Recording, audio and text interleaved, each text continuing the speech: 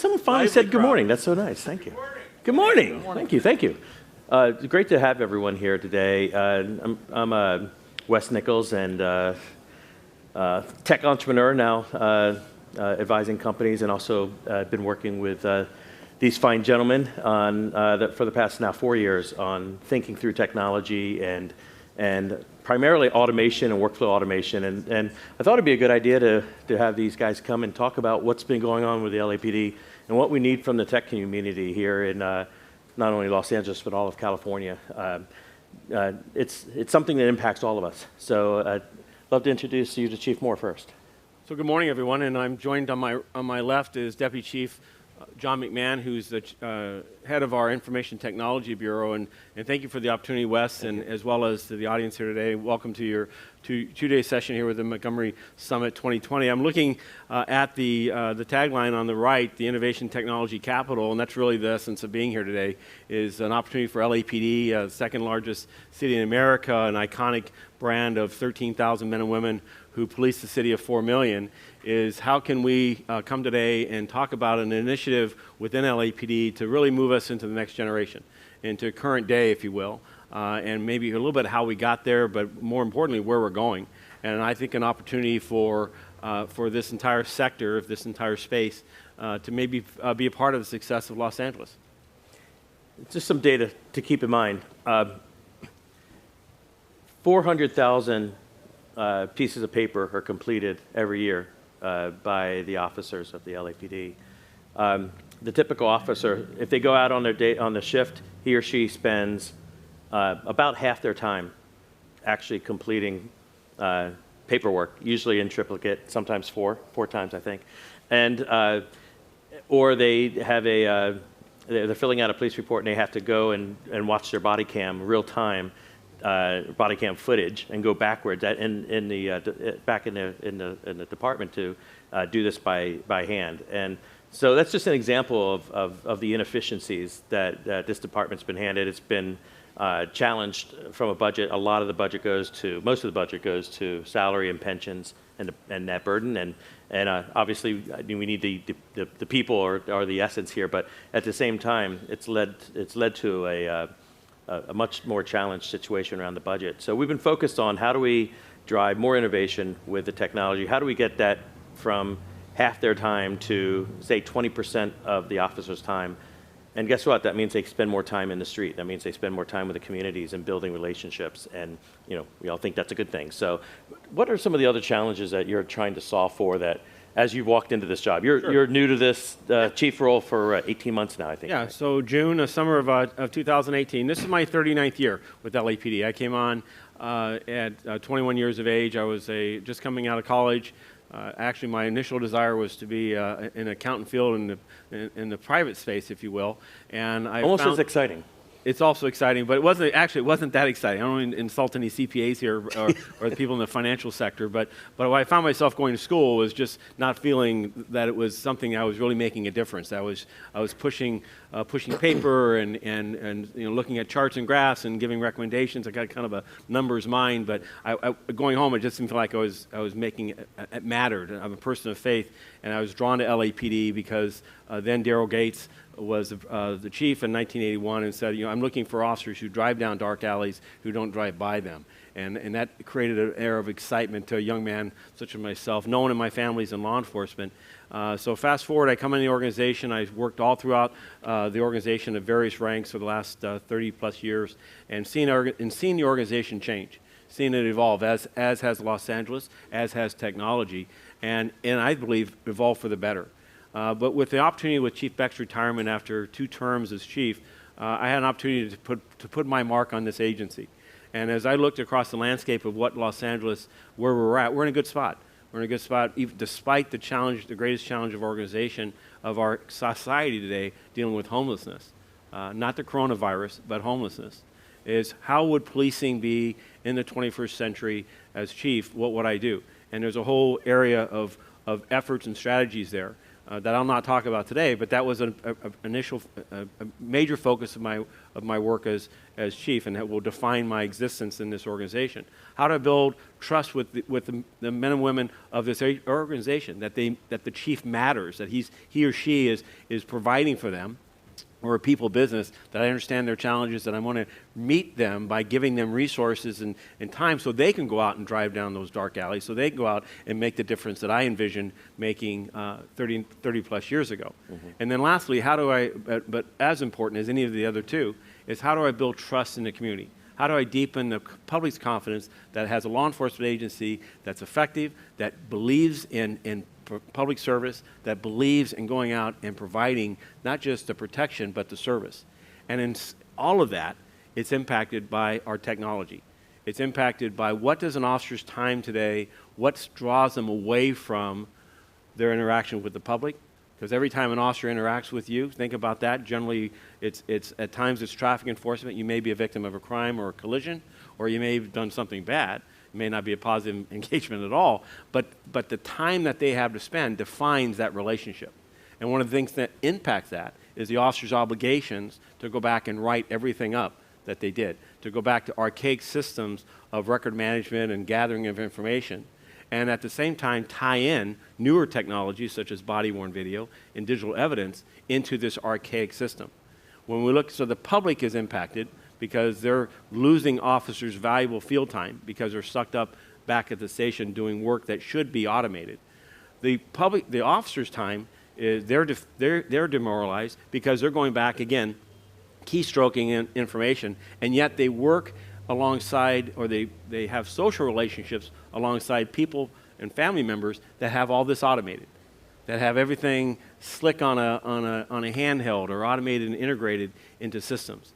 And so the idea for me, in my ambition with the mayor and the Board of Police Commissioners, and the commitment was that we wouldn't be able to add 1,000 additional officers, as then Chief Bratton did when with the support of the mayor and the city back in the early 2000s, because the city just did not have the financial resources to do that. But what we could do is, if we invested smartly in technology and move into the 21st century, we could bring the equivalent of 1,000 officers to the field, and we could cut administrative workload by 50%. And that's our engagement.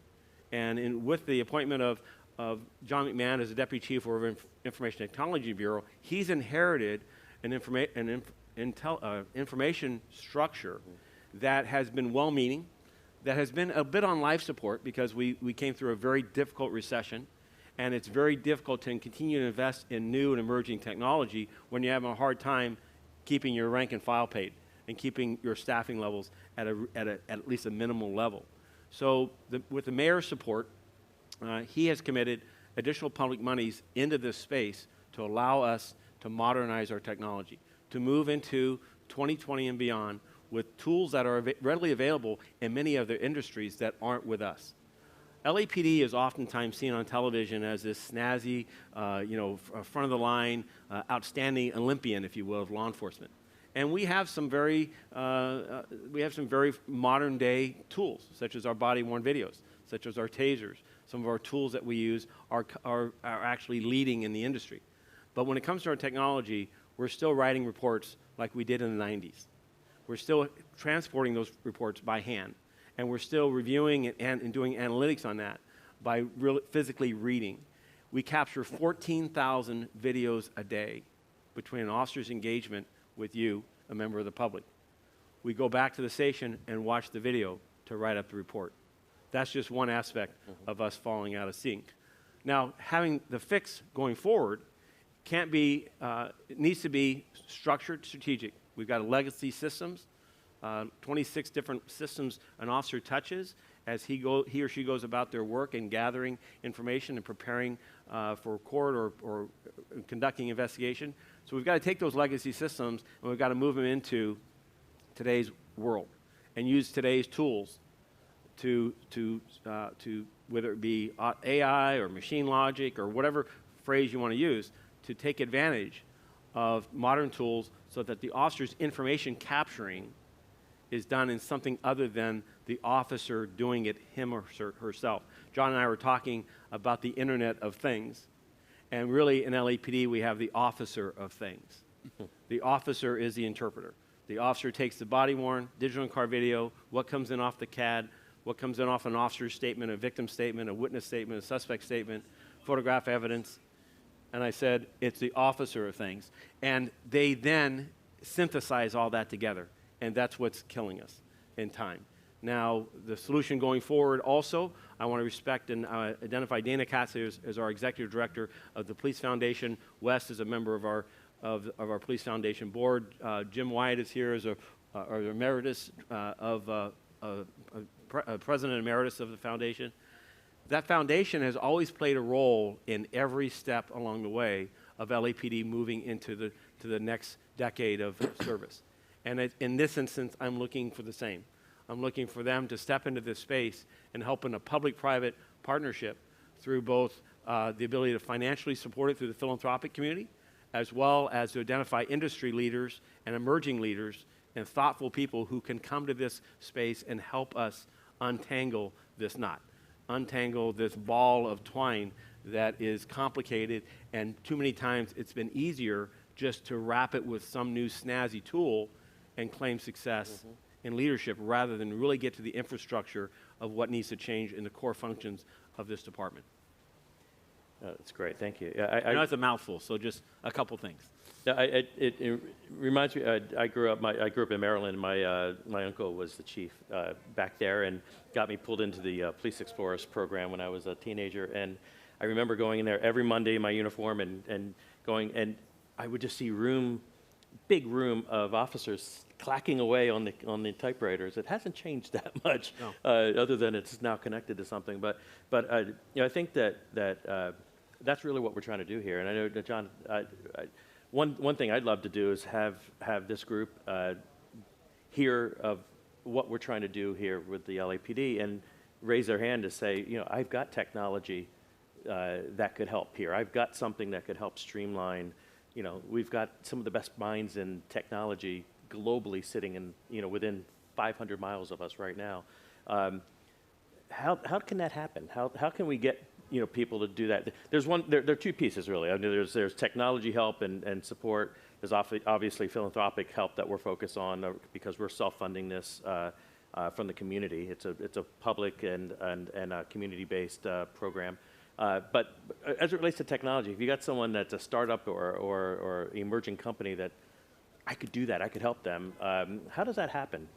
Well, I think that the biggest thing is for everybody sitting in this room and for some of the smaller startups is to really understand the marriage between technology and law enforcement.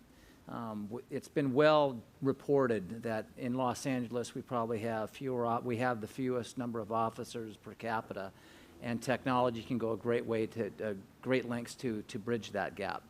The chief was talking about the efficiencies needed and the available time. But what the public generally doesn't know in LAPD, we account for every minute of an officer's time.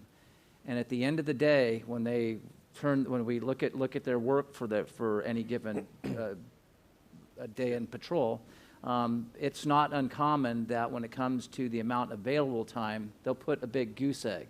Literally, they had no available time. We often heard about the terms of community policing. Well, I think we all have different visions of and understands what community policing is, but I think if we were to kind of pictures worth 1,000 words, and community policing, I think in everybody's mind, is a friendly, approachable officer that's out there in the community, not chasing one radio call after another that results in endless amounts of paperwork. Wes was being extremely optimistic when he said 400,000 pieces of paper, but it's 400,000 reports that probably average somewhere between 10, 15, sometimes 30 pieces of paper. Technology can go a great way in freeing up officers and increasing that number from 0 to 60 minutes to 2 hours a day to go out there and build those relationships, be approachable to the community, And each one of us as members and community members of Los Angeles are better served by having friendly, approachable officers that are outside of their car, not hidden within police stations, and are out there, being approachable and being able to answer questions and solve community problems that don't quite rise to the level of serious crimes. Serious crimes are our number one business in keeping people safe, and technology will help us tremendously out with that. But in terms of startup companies, I think you have a good understanding of really where our problems are and how you can best help us is something that we always lend an ear to. We're very thirsty for using technology to improve those efficiencies. And because of some city bureaucracies and the help of the foundation, I think there's an excellent opportunity for every member of Los Angeles, especially the folks in this room, to perhaps play a greater role in making Los Angeles a safer community and providing for a more friendly, approachable police department, which really, I think, sums up what community policing really is all about. I would just add to that, echo that there's a strategic plan that we have to build this vision, if you will. And it's a 5-year plan that talks about the various elements of our IT infrastructure.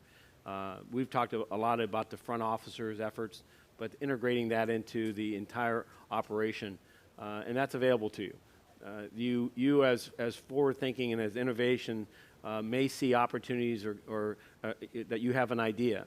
One of the things that we would ask you to do is to reach out to Chief McMahon to provide an offering, but I will also say that we're integrating a lot of various pieces. There are gaps, there are significant impediments that we can't seemingly get over one aspect of security or one aspect of closing this gap on as far as innovation. The technology is not quite there. What we would look to do is there's a lot of major partners here today, is that we're talking with those major partners. We work very closely with the major, the big iron, if you will, whether it be the Googles and the Microsofts, the Motorola's, the Oracles. Those are industries those are industry providers that we partner with. If you have relationships with them, that also helps us. I spoke to someone earlier about the fact that there are, I understand, niche groups that come in and say, I can fix this part of this Rubik Cube. The challenge with that is, for us, is that we want to make sure we don't break you through a contract that says you fix it, but then it doesn't get fixed because of we're a 5 nines business. We have to stay, when it says it works, it has to work all the time.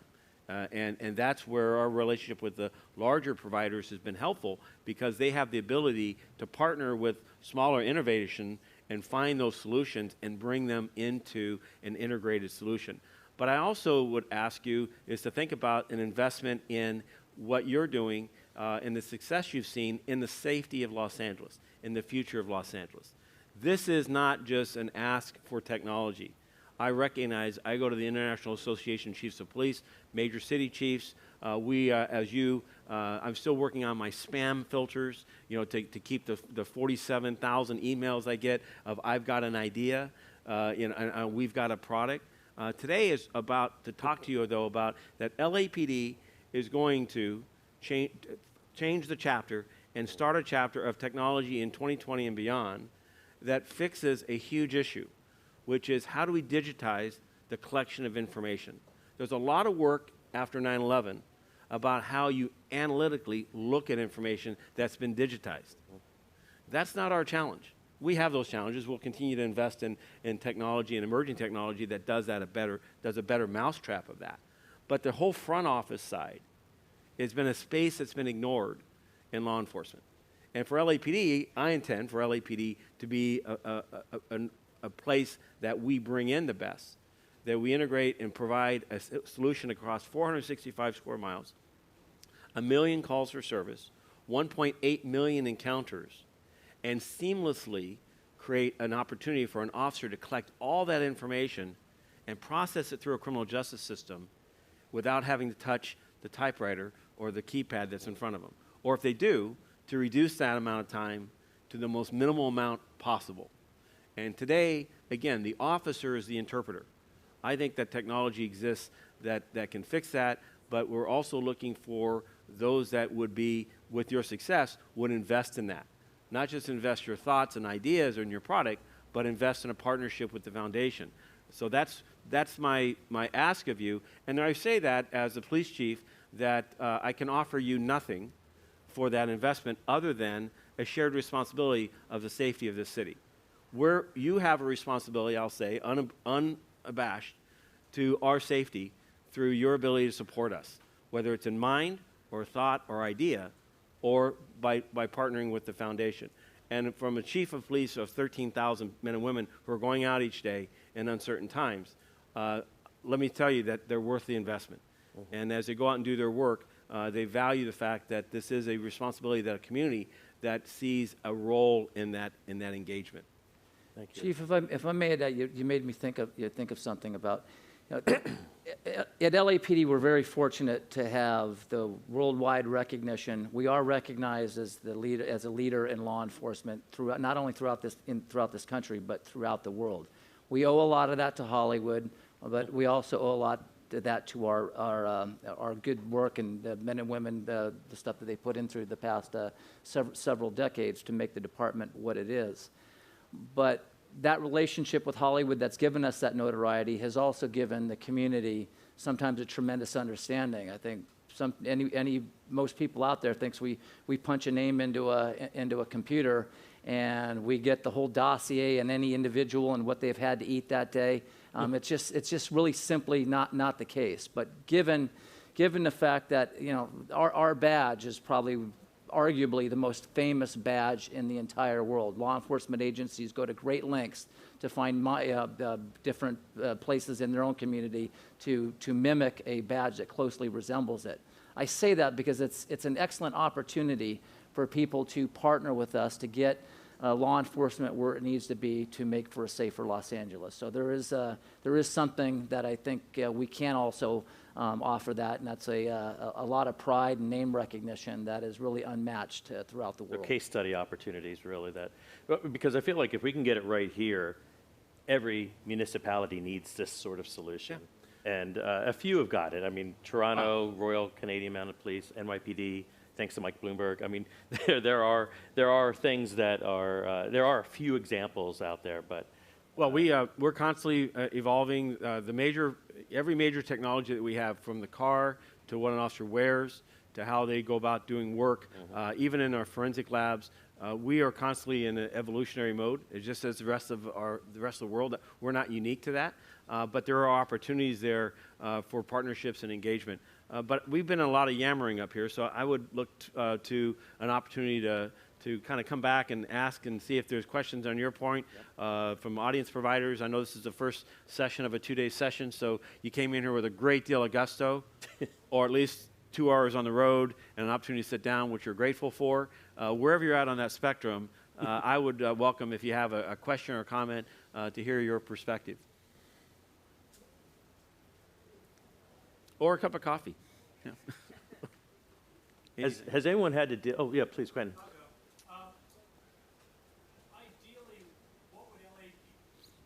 Ideally, what would the LAPD look like at the end of this transformation? Mm-hmm. How would it be different? It'll be different from the point of contact where a community member has a point of contact with LAPD. Traditionally today, that point of contact is walking into a station or calling 911. Only recently have we even allowed online reports. Oh my gosh, the ability to go online and actually submit a report. And we call that modern day policing. The ideal fraction is that when you touch a Los Angeles Police Department for a need that is using modern tools and avenues of communication, that once that touch occurs, that we're using modern tools and the power of automation to simplify the officer's personal engagement, to take and give value to reports and evidence and collection of information where the officer is not interpreting it, but rather is editing it. To get to a point where an officer's collection and even in each step it goes along the way, it's entered once and valued added along the process. Mm-hmm. And that it's distributed across anyone who has the right and need to know in a similar fashion. Of course, that there's audit trails and accountability, because if you take a picture of a situation, you got to have the right need to have that information. And then how do you control for it? And we live in a cyber environment that now as we move into this space more and more, we know that we'll have people who are wanting to pray into that space and gather information. So we've got to do it. We've got to build this plane and do it where it doesn't fail and it doesn't crash. The ideal iteration of this is in 5 years we'll not be done. We'll just have the next iteration of where we're going, just like technology is. We'll be smarter. We'll have made mistakes. But the officers will know that we're investing in making their job as efficient as possible, and the community will see that we're trying to also lower barriers and give officers more time to engage with them by giving them tool sets and avenues for them to interact with us in the most productive and efficient manner possible. That may sound a little visionary and loosey-goosey, but I think it's the idea is that policing is a people business. And how do we get it back to being a policing business and not a dictation? And just sitting and physically having to unwind. How many people here do their taxes? Very pleasant experience, right? You get to go back and gather all those papers, and even though it's digitized now, you're still having to sort and organize and figure out how it gets put into a system to evaluate how much you owe. I just want to get to the day of how much I get back, but those are gone. But how much you owe. And how arduous is that? That's every time a police officer writes a report. And by the way, you get audited, less than 1% of 1% of the time. Every police report gets audited. Every police report goes, if it goes to court, the officer's on trial as to the accuracy, and the organization's on trial as to the accuracy and completeness of the report. Think about that as you go about doing your taxes, how much you pay attention to the details. This is how much attention we have to pay today, and we'll always have to pay. I do look forward to a shift in the criminal justice system that allows for the criminal justice system, the entire arena, to look at the visual evidence and the other aspects and not be so dependent on a written report. I think it's overly dependent today on an officer interpreting everything, and instead should be caused to look at the evidence just like the officer was and just like others and come to conclusions, findings, and determinations, and not be so dependent on the written word. Now that's a future cast that I think we can get there by introducing tools that allow us to say this is a summary of events. To watch the true events, just like an abstract of a research project, you got to dig into the entire study. But here's the abstract of what occurred, and here's all the video and other evidentiary items that accompany it, and it's in a package that goes along the way with as little human mechanical intervention as possible. Hopefully that answers. Good vision. And I think we're starting from a good base, too, because, think about where we are crime-wise. I think this is unprecedented levels of well, that's part of the challenge. Safety right now. Part of the challenge we have is in Los Angeles, we were at record low crime, and but it doesn't feel that way. So I would just encourage that we don't become apathetic. Yes. And we recognize that the success of this region, we need to continue to invest in law enforcement. We need to continue to invest in this agency, and investing in its technology is the best means of getting the highest return on that investment. Great. Well, thank you very much for coming, and thank you for the engagement here. Any follow-up questions? You can feel free to connect to me, and then I'll make it happen. But thank you all for your time. Thank you. Thanks for being here and your attention this morning.